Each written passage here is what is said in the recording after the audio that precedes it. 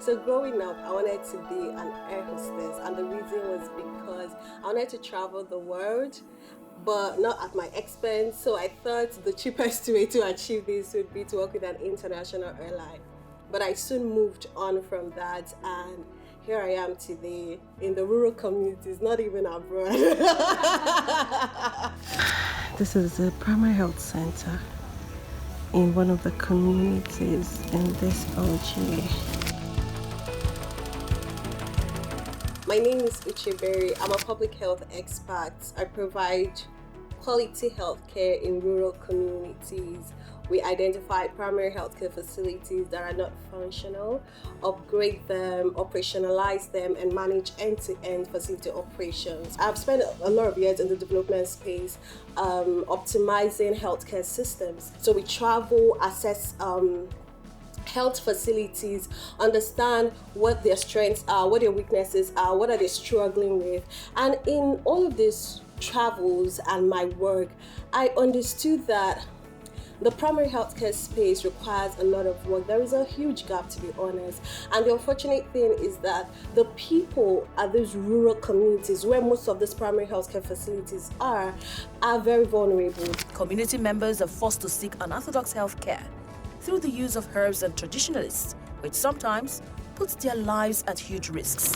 In designing this solution to address the gap in primary healthcare space, I had to design other structures, to set up a full-fledged firm organization that can begin to put all of these ideas into action. So yes, I had this great idea, but how am I going to get funding for it? Because it requires huge capital investment, and so I was trying to battle all of that in my head, because you can't go to the communities and start asking them to pay you a certain kind of money. No, the idea is to provide subsidized but with high quality healthcare for them.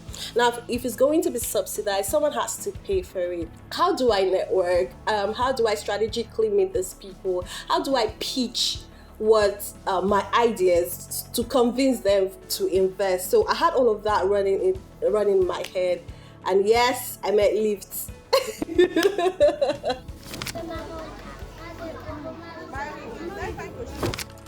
I looked at the modules. The modules spoke a lot to all of the challenges I was having at the time, and so I signed up for it. And I want to thank Harika Yorime for pointing me to that particular program. The high point for me in the program is the fact that I have a coach that I can be vulnerable with, Coach Shea Olurotimi, God bless him.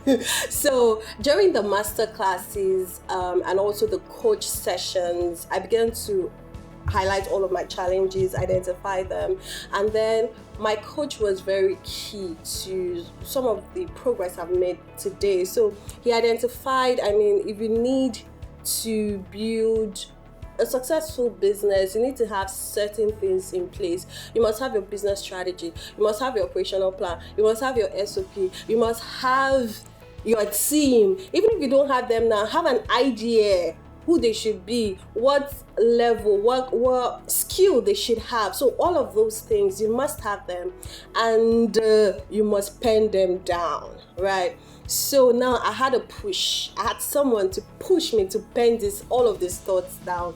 And so this was what Lift did for me. I developed, during that whole Lift program, I developed my business strategy.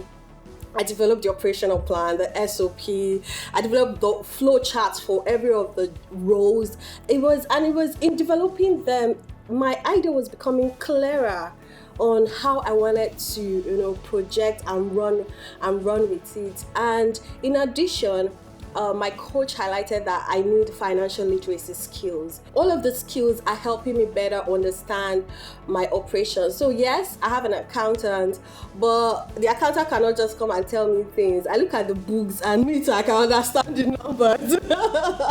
So yeah, those were really impactful things that Lyft did for me. And in addition, my coach helped me identify various funding sources and how to approach them. And this has been really helpful. Even beyond Lyft, I'm using all of these skills to build the business or social endeavor